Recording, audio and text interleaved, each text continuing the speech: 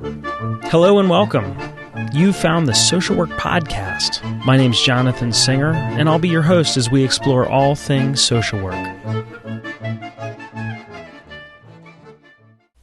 On June 30th, 2008, I posted an interview with Kaya Bentley about how residents of an inpatient psychiatric facility made meaning out of medication.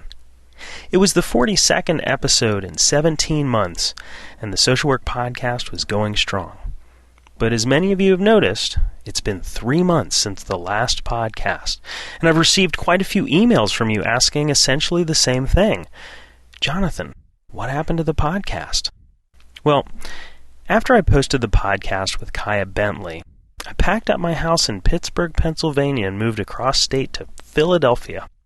So, although my move to Philadelphia didn't come as a surprise, I have been surprised at how quickly time has passed.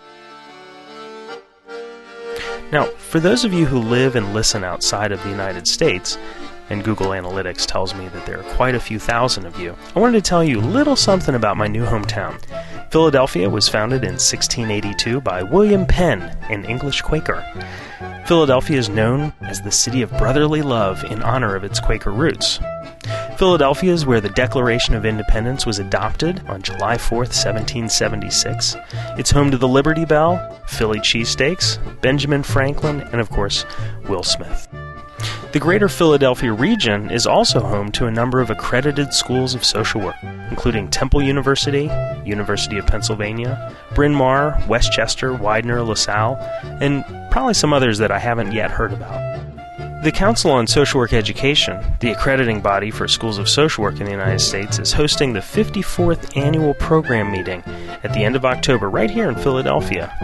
Well, at this point, you're probably thinking that today's podcast has been underwritten by the Philadelphia's Visitors Bureau. I can assure you they have no idea what I'm doing.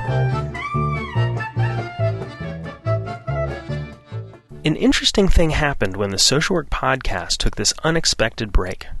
Podcasting for social work grew in popularity. The National Association of Social Workers posted the first episode of what I hope will become an invaluable podcast resource for social workers. The School of Social Work in Buffalo, New York started what promises to be a very interesting interview series. You can find both of those on iTunes in their podcast directory. Now, for this social work podcast, the number of listeners jumped from a weekly average of 73 to 147. The social work podcast has also been in the news. Anthony M. Schembri published an editorial in the Australian Journal of Social Work mentioning the Social Work Podcast as an example of how social workers can incorporate technology into social work education and practice. The Social Work Podcast will also be mentioned in 2 upcoming publications, one by Dr. James Driscoll, Professor of Social Work at Smith College, and one by yours truly at the soon-to-be-published 2nd edition of the Social Worker's Desk Reference. Well, all of this attention on the Social Work Podcast and podcasting for social workers is nice. But, let's be honest, Social Work Podcast isn't a popularity contest. It's a resource for social workers. It's a place where you can come to get top-quality information about topics that'll make you a better social worker. So, I'm dusting off some episodes that I've been meaning to post for months now, and I'm getting things rolling again. On Monday, October 6th, I'm going to post the first of a 2-part interview with Mary Rauktis about measurement for clinical practice and research.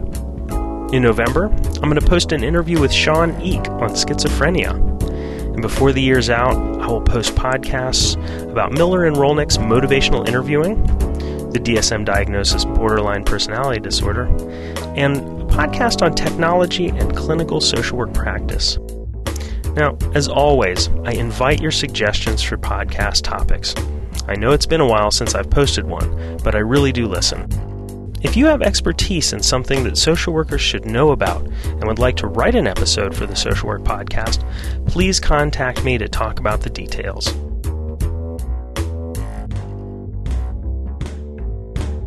So, to the over 26,000 people who have listened to the Social Work Podcast since January of 2007, thanks for your patience. Thanks also to those of you who have purchased Social Work Podcast gear at our cafepress.com store. In an effort to find out still more about you, I I've posted a new poll on the Social Work Podcast website at socialworkpodcast.com asking you if your clinical skills have improved from listening to the Social Work Podcast. Please visit the site and let me know what you think. And thanks for listening.